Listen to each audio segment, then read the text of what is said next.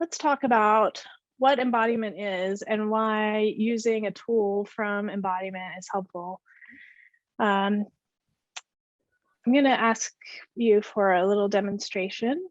And so we'll start with how to show how your week has been so far. Just without giving it too much thought, show me what your week has been so far. Mine is like this.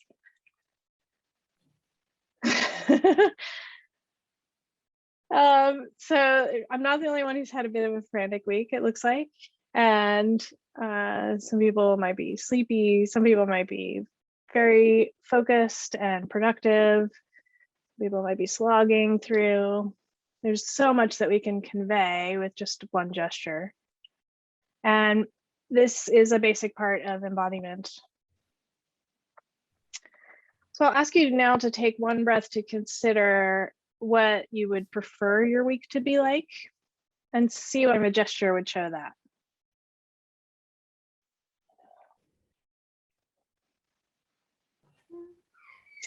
All right.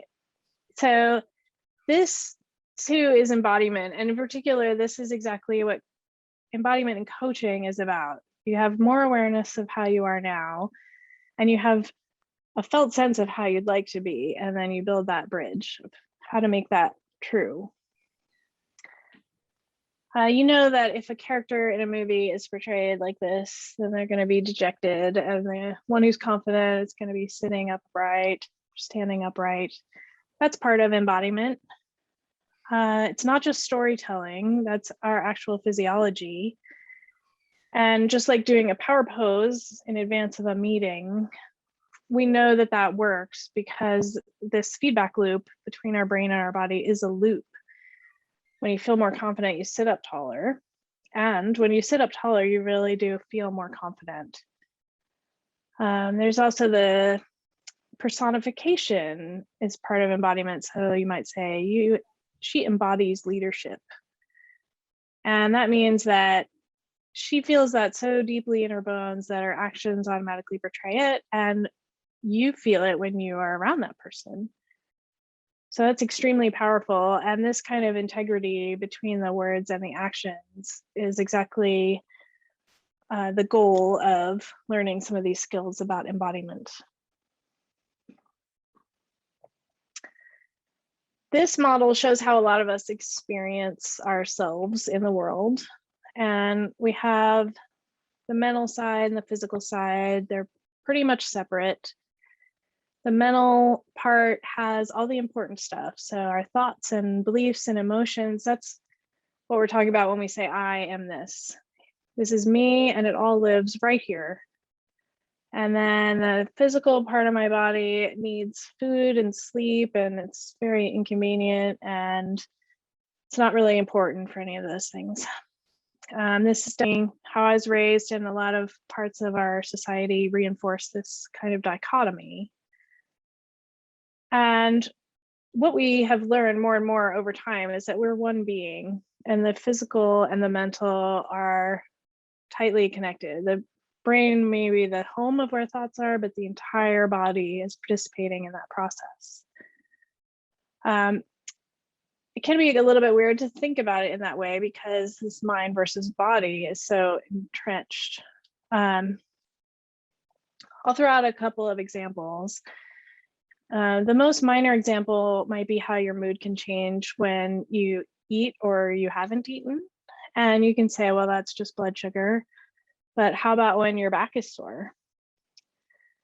You might also remember when you fall in love, your heart is beating out of your chest. And when you're heartbroken, you have actual pain here.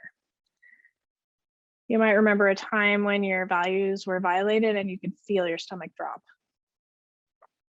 So the body and the mind are two parts of the same whole, and they are coordinating on all of these processes. It's not metaphorical. So in the brainstem, for instance, there's a direct connection that goes between the cerebellum and the limbic system.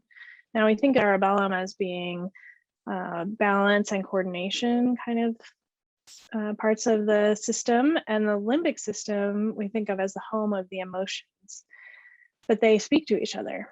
And some of this knowledge is really new. In this example of this one pathway that was discovered for the first time in 2018, and that's a physical structure in the brain. So we're still really learning about how much of this is not just a topic we would talk about in a metaphorical way, but an actual reality of how our bodies are built.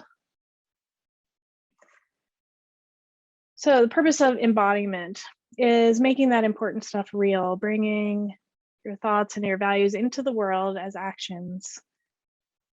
And in the case of the decision-making, when you can use your body as part of the decision-making process, it's much quicker and there's not as much back and forth going around in circles, and it's aligned with your values. So having this one skill can really smooth out a lot of parts of your life, work and family, personal life. Everything relates to keeping to my values and making sure that my actions match.